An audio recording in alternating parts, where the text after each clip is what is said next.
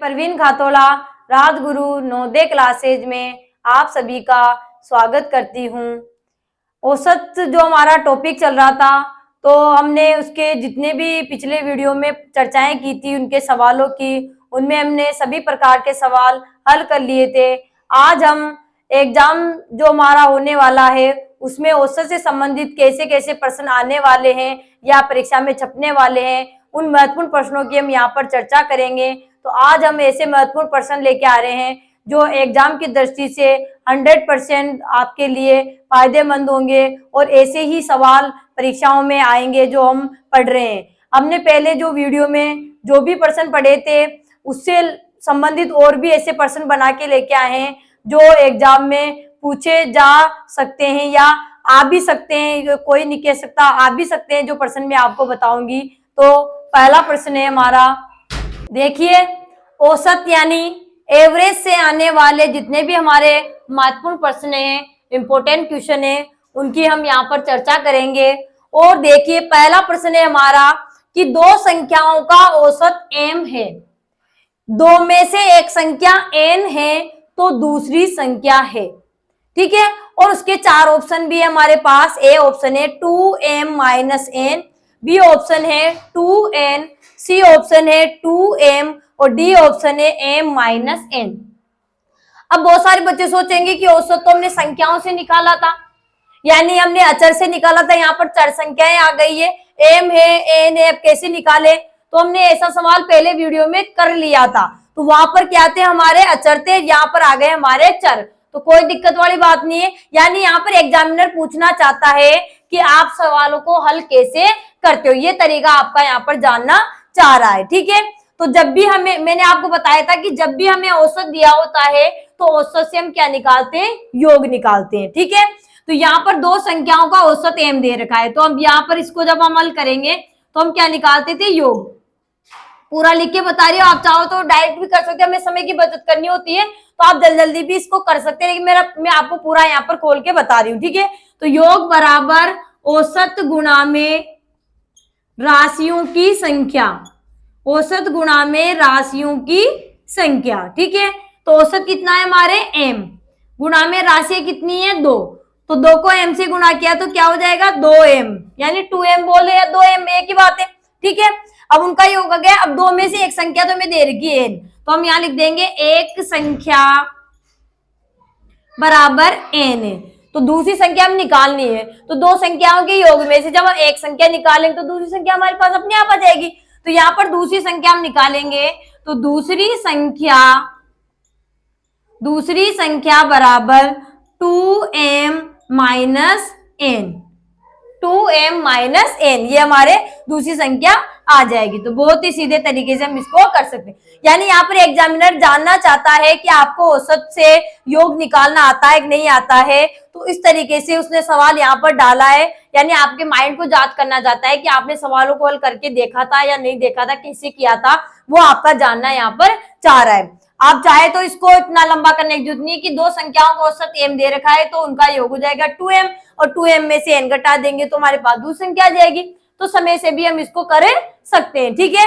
तो यहाँ पर हमारे पहला ऑप्शन है 2m माइनस n, जो हमारा आंसर मिल रहा है बिल्कुल, तो ए ऑप्शन हमारा बिल्कुल सही हो जाएगा। बी ऑप्शन है 2n, यानी इसने 2 को क्या कर दिया, n से एक संख्या से गुणा कर दिया, तो यहाँ पर बी हमारा गलत हो जाएगा। सी है कि इसने यहाँ 2m तो कर दिया लेकिन उसमें पहली संख्या नहीं घटाई, क्योंकि हमें दूसरी संख्या की पूछा गया है, तो हम दो संख्याओं के योग में से पहली संख्या घटाएंगे, तो ये सी ऑप्शन भी हमारा गलत हो जाएगा। डी ऑप्शन है कि m में से उसने n घटा दिया, तो यहाँ पर यानी औसत में से संख्या घटा दी, औसत में संख्या नहीं घटा सकते, योग में से हम संख्या घटाएंगे, तो यहाँ योग तो किया ही नहीं, m में से n घटा दिया, तो ये भी हमारा गलत हो जाएगा। तो हमारा सही, अगर हम सही तरीके से करेंगे, अगर आपने मेरा वीडियो देखा है, उसको समझा है, तो आप सही सवाल को सही करके आओगे, तो हमारा आंसर हो जाएगा 2m माइनस n, दूसरी संख्या क्या हो जाएगी हमारी 2m माइनस n। नेक्स्ट प्रश्न है हमारा, अगला प्रश्न है हमारा कि 8 संख्याओं का औसत 15 है, यानी राशियों की संख्या दे रखी है हमें 8 और उनका औसत दे रखा है 15।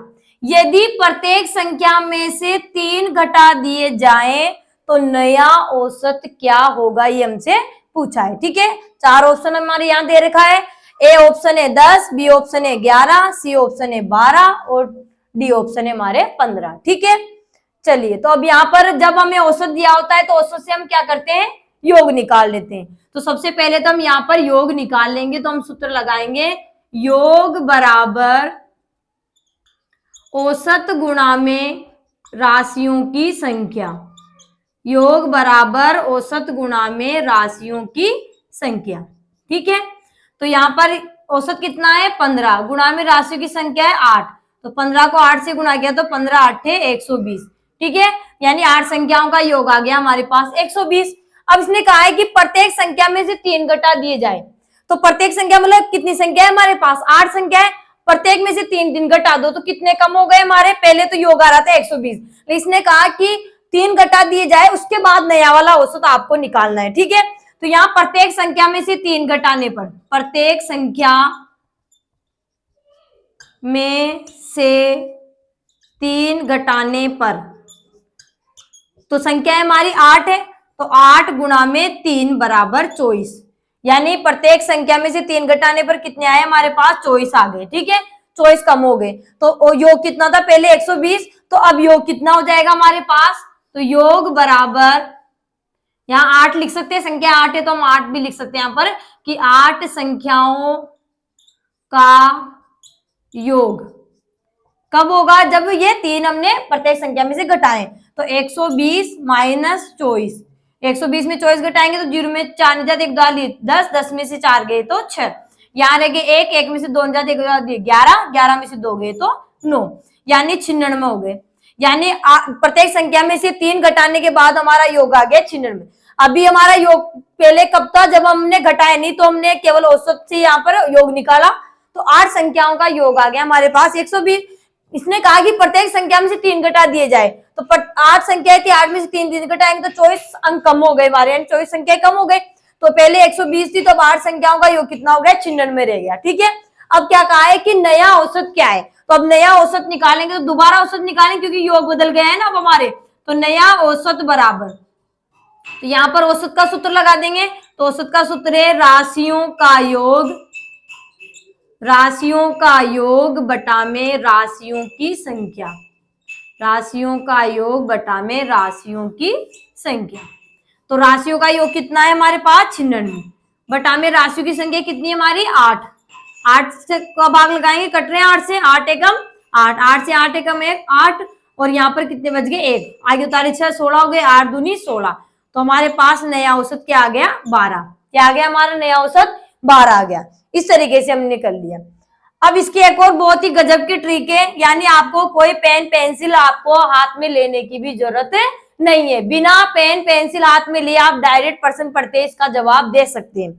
कैसे कि 8 संख्याओं का औसत 15 दे रखा है और प्रत्येक संख्या में से 3 घटा दिया जाए तो नया औसत क्या है, तो इसकी बहुत ही गजब ट्रिक है कि जो औसत हमें दे रखा है ना यहाँ पे 15, और यहाँ पर 3 घटाने की बात कर रहे हैं ना, तो 15 में से ही हम 3 को घटा लेंगे, यानी औसत में से ही जो संख्या घटाने के लिए बोला था उसको घटा देंगे, तो 15 में से 3 गए तो कितने बच गए 12, तो यहाँ पर हमारा औसत क्या आ जाएगा 12 आ जाएगा, यानी कुछ भी करने की जरूरत नहीं है, आप डायरेक्ट पढ़कर इसको जवाब दे दोगे कि 15 में से यहाँ पर 3 गए तो कितने बच जाएंगे 12। यहाँ घटाने की जगह जोड़ने की बात आ जाए तो यहाँ पर हम जोड़ भी सकते हैं। ठीक है, तो 15 में 3 जोड़े तो कितने हो जाएंगे हमारे 18, तो औसत 18 आ जाएगा। यहाँ पर घटाने की बात हो रही तो घटा देंगे।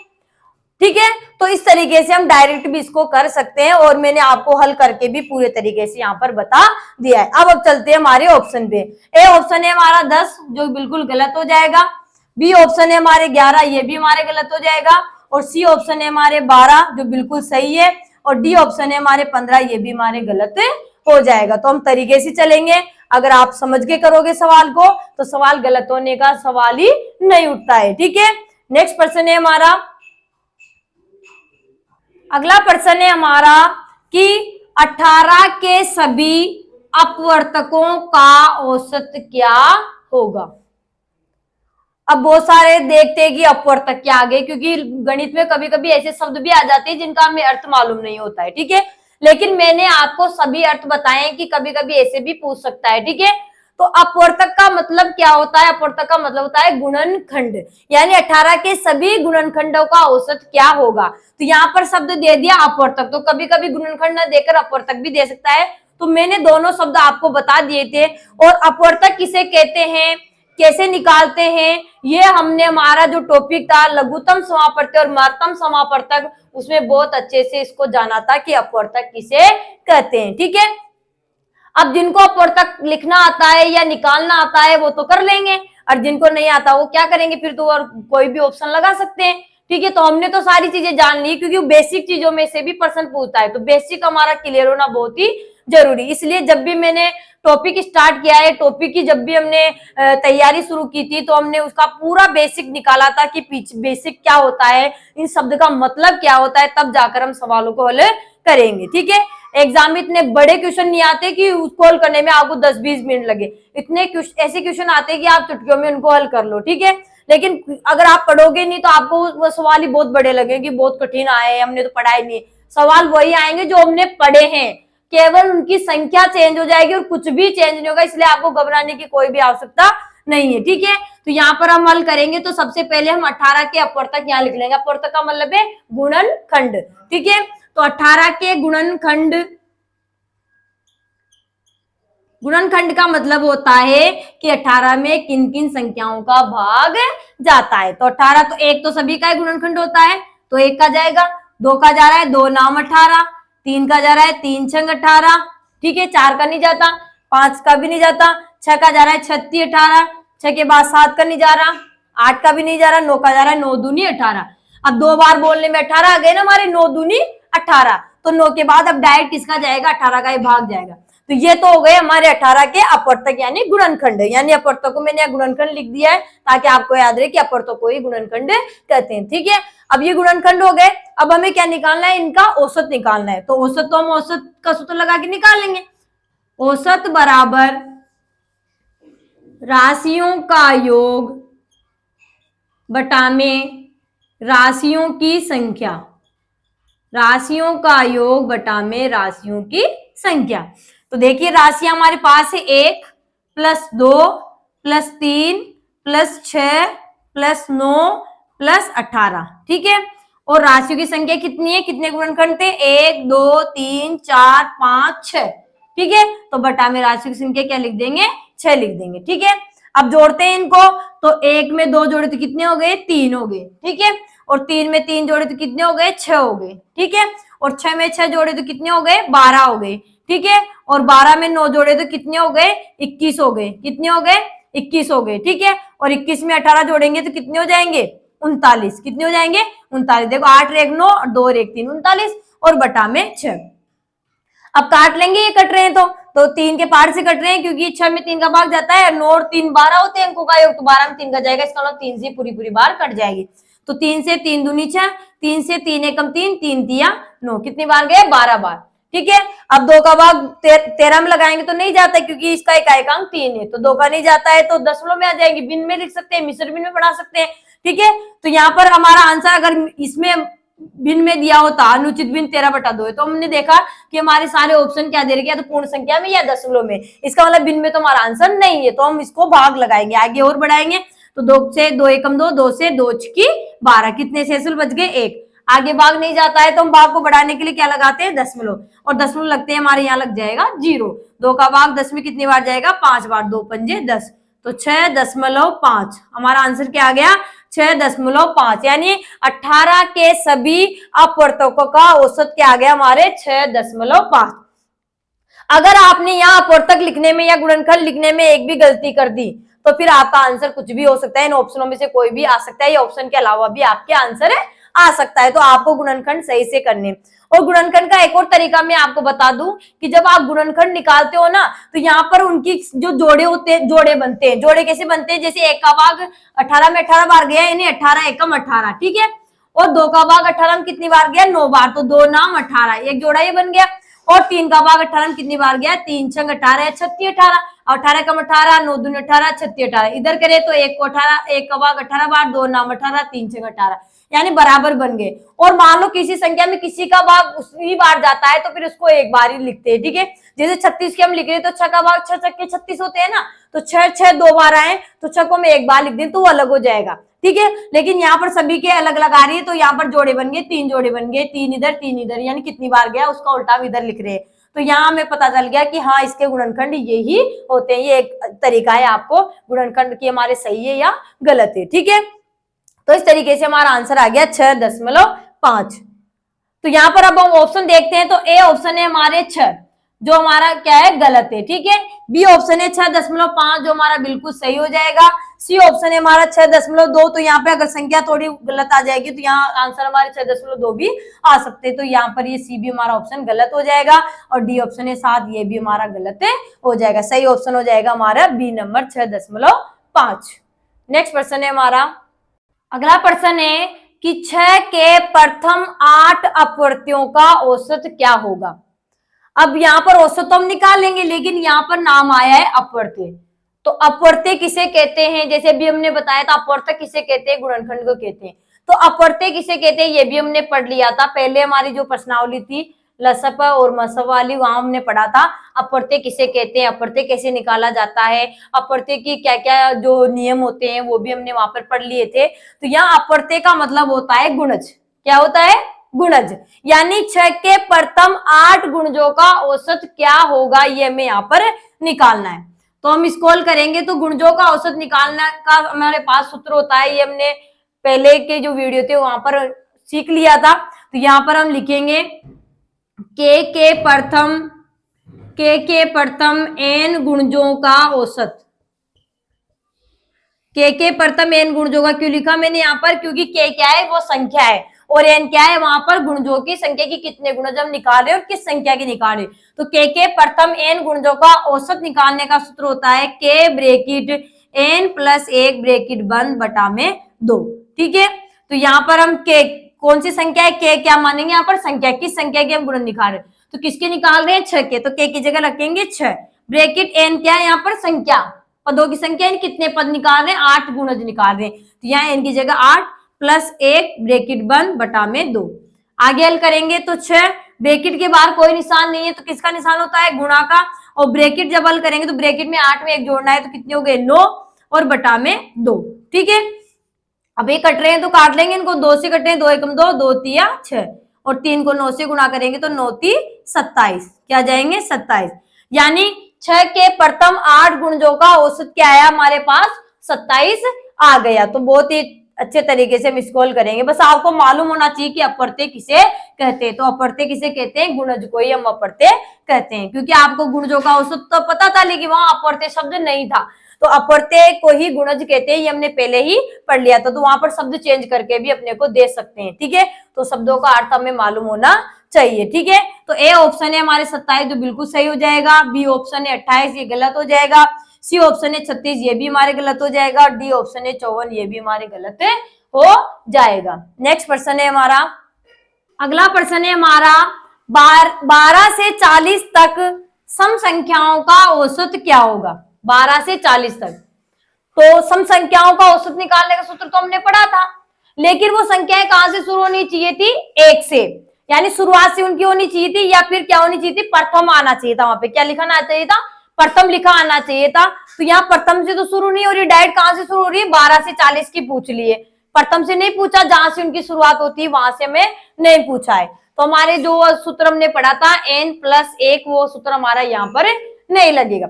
लेकिन हमने ये भी पढ़ा था साथ ही साथ कि जब दो क्रमागत पदों का अंतर क्या हो समान हो, जब हमारी संख्याएं चले और उनके पदों का अंतर क्या हो, उन संख्याओं के बीच का अंतर अगर समान हो तो हम उसके लिए एक सूत्र लगा सकते हैं, उसके द्वारा उनका औसत निकाल सकते हैं। और वो सूत्र था हमारे पास प्रथम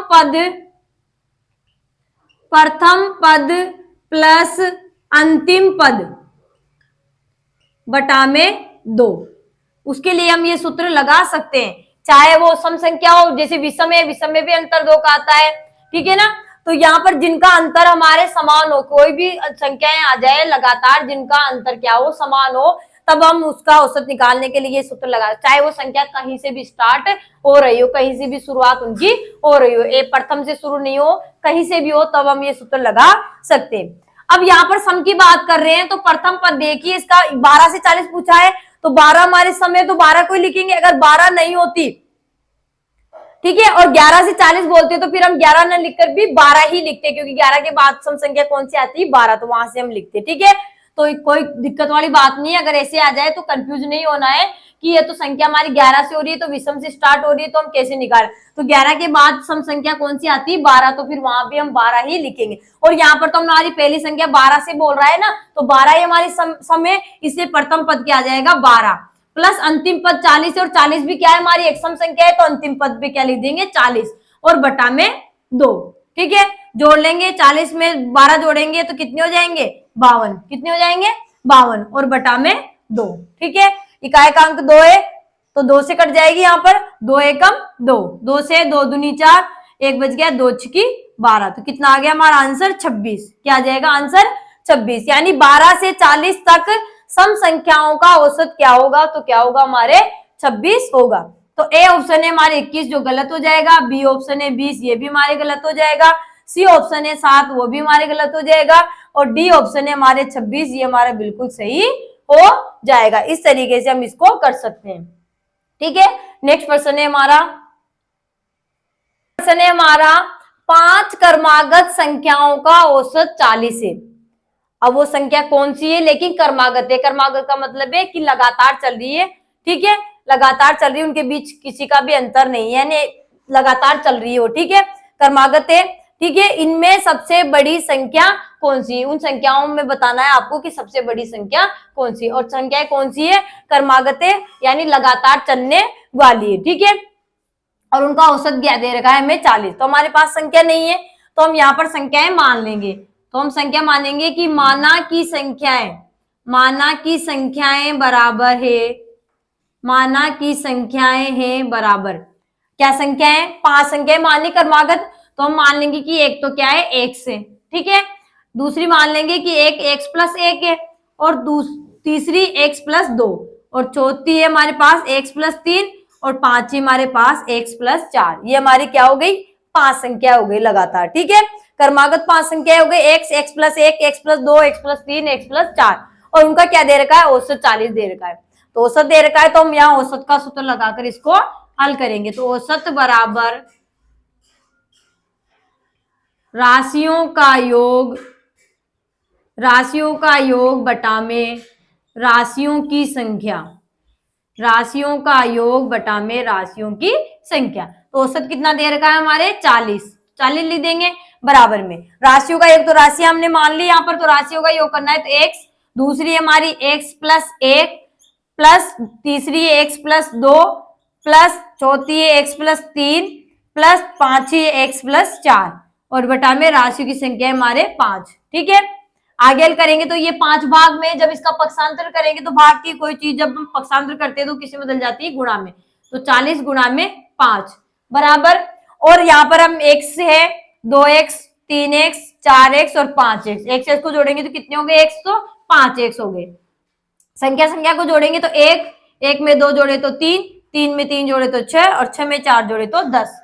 ठीक है, आगे हल करेंगे तो 40 को 5 से गुणा करेंगे तो कितने हो जाएंगे 200 बराबर 5x प्लस 10। आगे हल करेंगे तो 5x तो हमारा यहाँ रह जाएगा, और ये संख्या है और ये भी संख्या है, तो 200 यहाँ पर है, और 10 प्लस में इधर जाएगा, इसका पक्षांतर करेंगे तो किस में हो जाएगी माइनस में, तो माइनस के 10, तो 200 में से 10 गए तो कितने बचेंगे यहाँ पर 190 बराबर 5x हो गए। ठीक है, यहाँ पे लिख रही हूं मैं आगे 190 बराबर 5x आ गए। हमें x का मान निकालना है, क्योंकि x आते हैं हमारी सारी संख्या निकल के आ जाएगी, तो x यहाँ रह जाएगा। अब x के साथ जो 5 है इनके बीच कोई निशान नहीं है, यानी एक चर है एक अचर है, इनके बीच निशान नहीं है कोई भी, तो किसका निशान होता है गुणा का, तो 5 जब गुणा में है और जब इसका पक्षांतर करेंगे तो किसमें हो जाएगा वो भाग में। ठीक है, तो 190 बटा में 5 से कट जाएगा 5 से, क्योंकि काय का अंक 0 है, तो 5 एकम 5 से 5 3 15। ठीक है, कितने बच गए यहाँ पे 4, आगे 0 उतारे कितने हो गए 40, तो 5 आटा 40, तो क्या आ गया 38 बराबर x का मान क्या आ गया हमारे 38। तो x हमने क्या मानी थी, पहली संख्या मानी थी, तो ये पहली संख्या तो आ गई हमारी 38।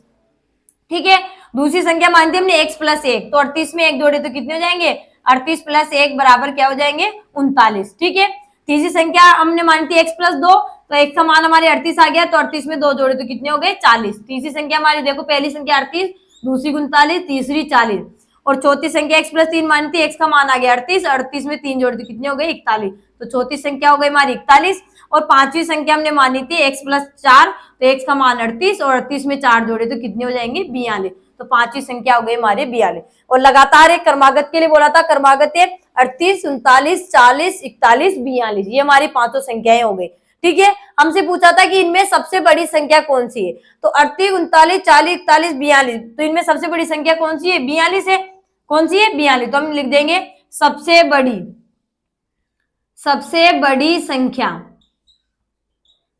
बड़ी संख्या बराबर क्या हो जाएगी, 42 हो जाएगी। क्या हो जाएगी, 42 हो जाएगी। ठीक है, अब इसको तुरंत करने का मैंने आपको ट्रिक भी बताया था, तरीका बताया था कि तुरंत भी हम इसको हल कर सकते हैं। तो वहां पर पहले के सवाल में हमने अलग प्रश्न था, यहाँ पर अलग है, यहाँ क्रमागत संख्याओं की बात हो रही, वहां हमने सम संख्याओं की बात की थी। यहाँ पर क्रमागत की बात कर रहे हैं, तो यहाँ पर जो 40 इनका औसत आया है, 40 जो औसत आया है उसको हम बीच की संख्या क्या कर लेंगे, बीच की संख्या मान लेंगे कि हमारी बीच की संख्या है। अब यहाँ कितनी संख्याएं थी, 5 थी। कितनी थी, 5। और कौन सी है, क्रमागत है। ठीक है, सम विषम की बात नहीं है, क्रमागत की बात हो रही है। तो 40 बीच में रख दिया, आप 2 इधर लिख देंगे, 2 इधर लिख देंगे। क्रमागत है, इसका मतलब है 40 भी एक संख्या है। ठीक है, तो यहाँ पर 40 के पहले की संख्या कौन सी आती है, 39, और 39 से पहले क्या आती है, 38, और 2 इसके बाद में लिखेंगे क्योंकि 5 है, 2 इसके पहले हो जाएगी, 2 इसके बाद की। ठीक है, 40 के बाद 41, और 41 के बाद में 42, ये हो गए हमारी क्रमागत 5 संख्या, 38, 39, 40, 41 और 42। ये सबसे आसान ट्रिक है, यानी आप बिना पेन पेंसिल लिए भी इसको आसानी से कर सकते हो। 40 को हम बीच की संख्या मान लेंगे, और यह क्रमागत की बात है, इसलिए 40 भी हमारी एक संख्या हो जाएगी। ठीक है, और उससे पहले वाली 5 निकालनी थी, इसलिए 2 आगे लिख देंगे, 2 पीछे लिख देंगे। ठीक है, अगर हमें 7 निकालनी होती तो 3 आगे लिख देते और 3 पीछे लिख देते, 40 बीच में 1 हो जाती तो हो गई 7। तो इस तरीके से हम आगे पीछे करके और उसको बीच वाली संख्या मानकर, औसत को बीच वाली संख्या मानकर उसके आगे पीछे जितनी पूछी उतनी लिख देंगे, और जो पूछी है, बड़ी पूछी है, छोटी पूछी है, ये भी हमें बता देंगे। तो यहाँ कौन सी पूछी है, हमें बड़ी पूछी है, तो बड़ी हो जाएगी हमारे 42। अब ऑप्शन पे चलते हैं। ए ऑप्शन है हमारा 39, तो 39 हमारे संख्या तो आई थी, लेकिन बड़ी के लिए बात कर रहा है यहाँ पे, सबसे बड़ी की, तो हमारी ये एक गलत हो जाएगी। बी ऑप्शन है हमारे 40, ये भी हमारे गलत हो जाएगी। सी ऑप्शन है 42, ये हमारा बिल्कुल सही हो जाएगा, और डी ऑप्शन है हमारी 41, ये भी हमारी क्या हो जाएगी, गलत। यानी संख्याएं तो सारी आई थी, लेकिन यहाँ सबसे बड़ी की बात कर रहा था, इसलिए 42 हमारे सही आंसर हो जाएगा। नेक्स्ट प्रश्न है हमारा, 5 भाइयों की औसत उम्र 12 वर्ष है। ठीक है, यानी यहाँ पर संख्या कितनी देर की, 5, और औसत है हमारे 12 वर्ष। तो जब भी हमें औसत दी होती तो उससे हम क्या निकालते हैं, योग।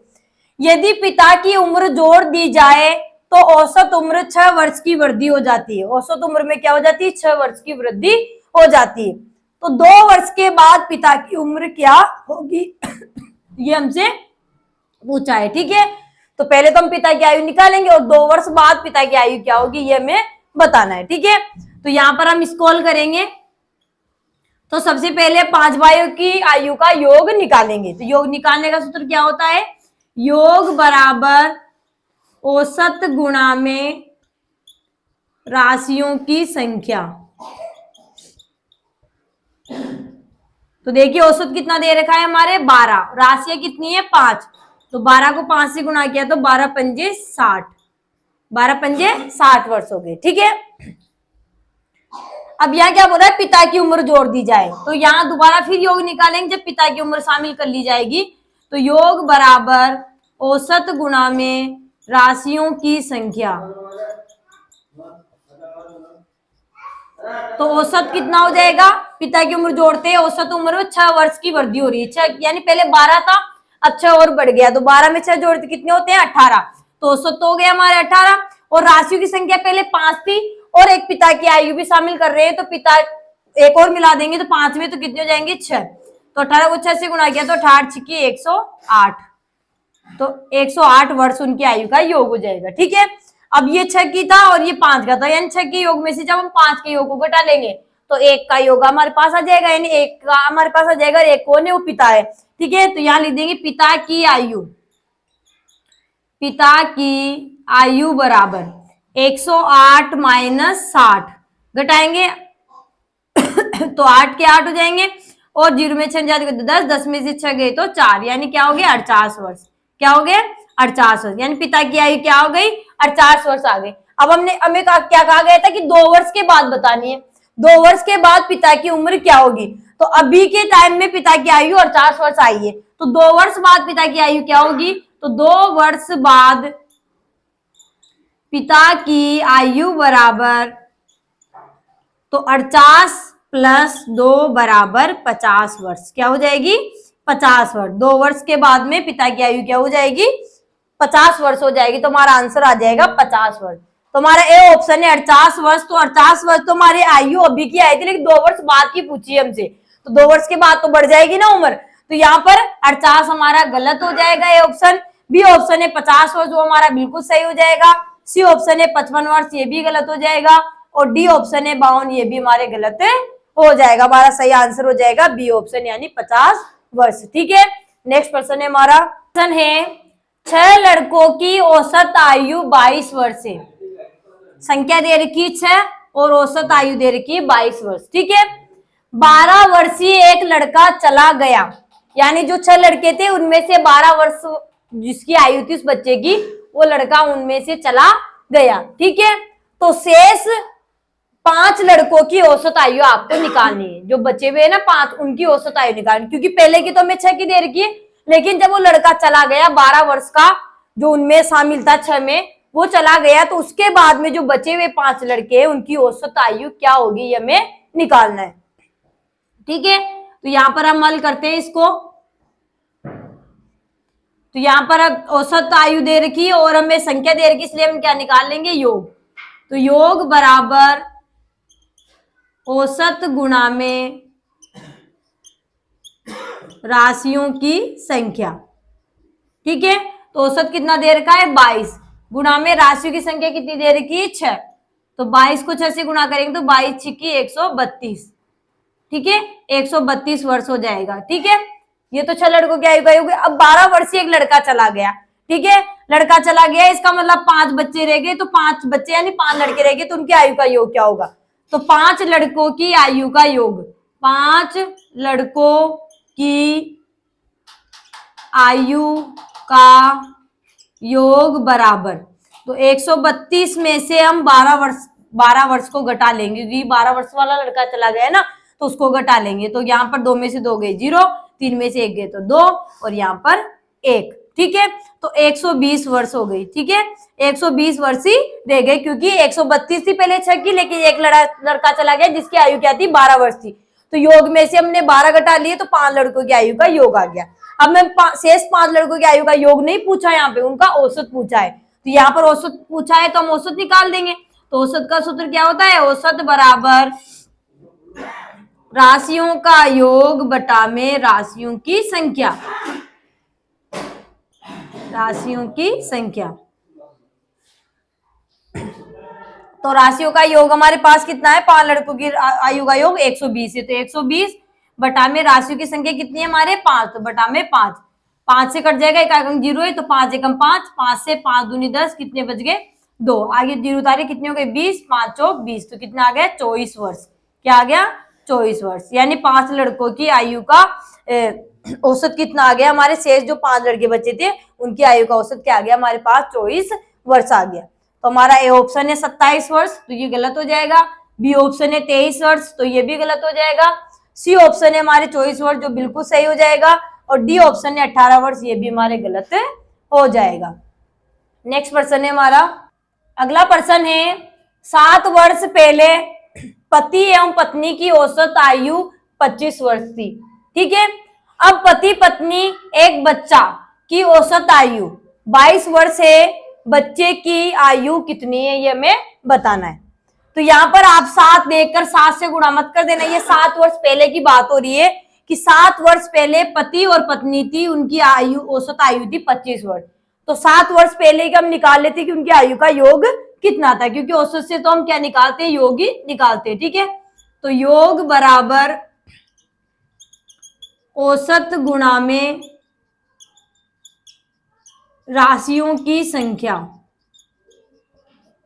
ठीक है, तो योग औसत कितना है हमारे 25 गुणा में राशि की संख्या है पति और पत्नी दो ही हुए, तो यहाँ पर 2 से गुणा कर देंगे तो 25 दूनी 50 वर्ष। क्या हो गया इनकी आयु का योग 50 वर्ष। ये 7 वर्ष पहले की बात है। अब अभी की बात हो रही है कि अब पति है पत्नी एक बच्चे की औसत आयु 22 है, तो हम इनकी भी अभी की आयु का योग निकालें कि अभी कितने वर्ष हो गए, इनकी आयु का योग कितना हो गया।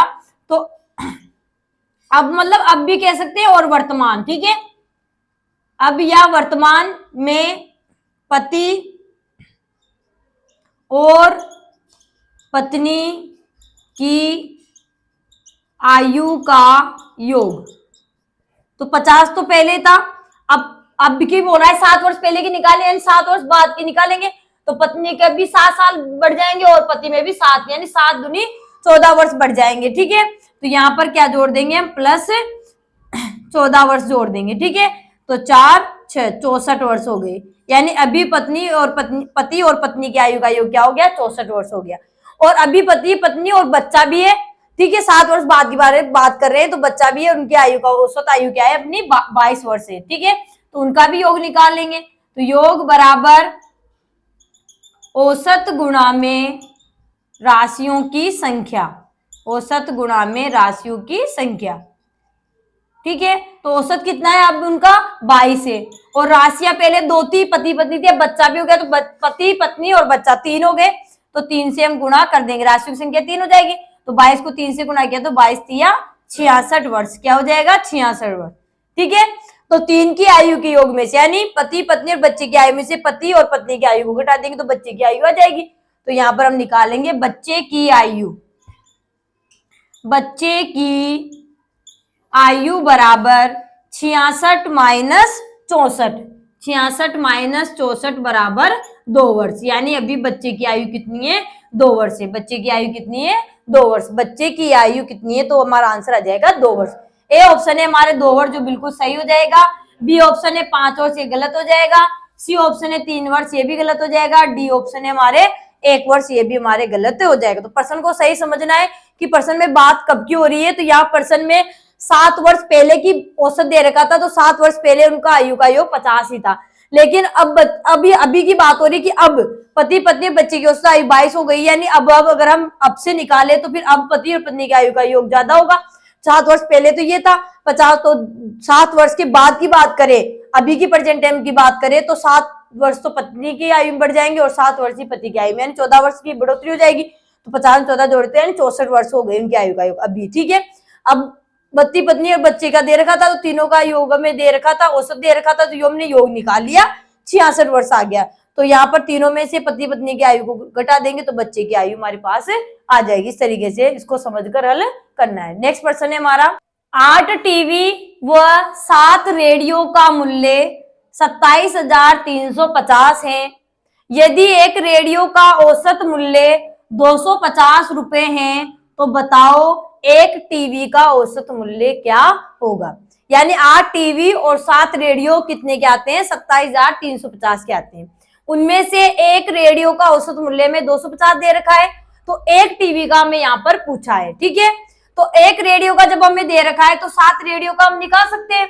ठीक है, और 7 रेडियो का हम निकाल लेंगे और 7 रेडियो को जब इसमें से घटा देंगे तो 8 टीवी का बच जाएगा, और 8 टीवी का जब हमारे पास कुल मूल्य आ जाएगा तो हम एक टीवी का भी मूल्य निकाल लेंगे। तो यहाँ पर हल करते हैं हम यहाँ पर, तो यहाँ पर एक रेडियो का हमें औसत मूल्य 250 दे रखा था। ठीक है, तो 7 का हमें निकालना है, तो इनका योग निकाल लेंगे। योग बराबर औसत गुणा में राशियों की संख्या, औसत गुणा में राशियों की संख्या।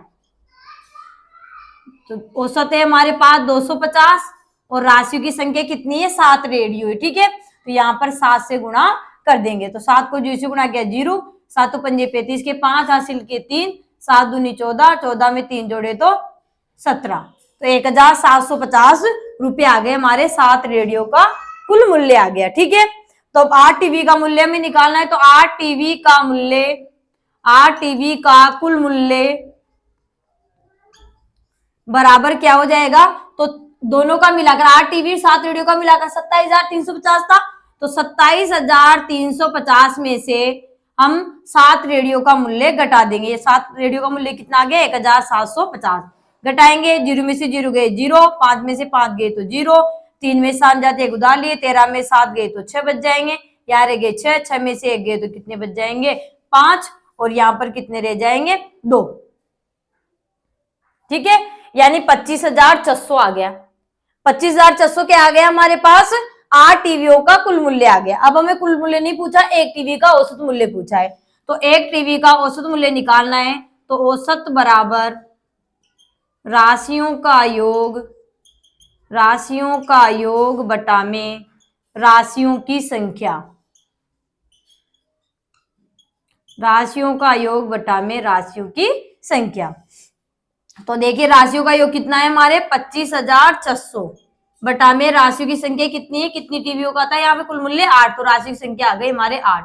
अब काट लेंगे, तो इकाई का अंक 0 है, यहाँ 8 है तो 2 से कट रहे, 2 से काट लो पहले, 2 चौक के 8, 2 से 2 एकम 2, आगे कुछ नहीं बचा, 5 उतारेंगे, 2 दूनी 4, 6 बच गया 1, आगे उतारे 6, 16 हो गए, 2 8 16, आगे 0 उतारे, भाग नहीं गया भाग टूट गई 0, आगे 0 उतारे भाग नहीं गया भाग टूट गई 0।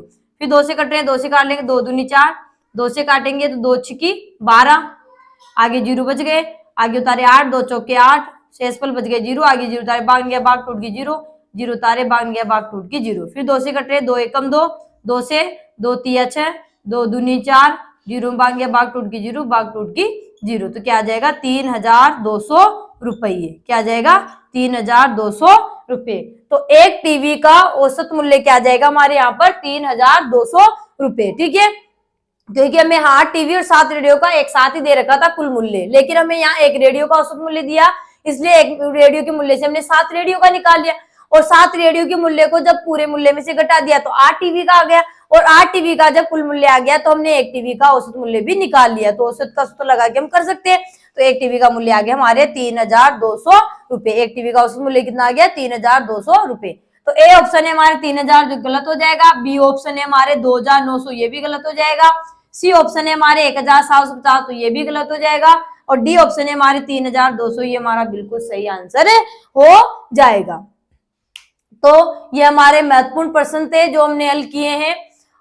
अगर आपको हमारा वीडियो पसंद आए तो वीडियो को लाइक करें, शेयर करें, सब्सक्राइब करें और बेल आइकन का बटन दबाएं ताकि अगला नोटिफिकेशन आपको जल्दी मिल जाए। और आप कमेंट बॉक्स में भी आप कोई समस्याओं प्रश्न से संबंधित किसी भी प्रश्नावली से तो आप कमेंट बॉक्स में लिख सकते हैं, उनका आप जवाब देंगे। और लाइक भी करा करो ताकि हमें मोटिवेशन मिलता रहे, ताकि हम इससे भी बेटर कंटेंट आपके लिए तैयार करें। मिलेंगे नेक्स्ट वीडियो में, तब तक के लिए धन्यवाद। जय हिंद, जय भारत।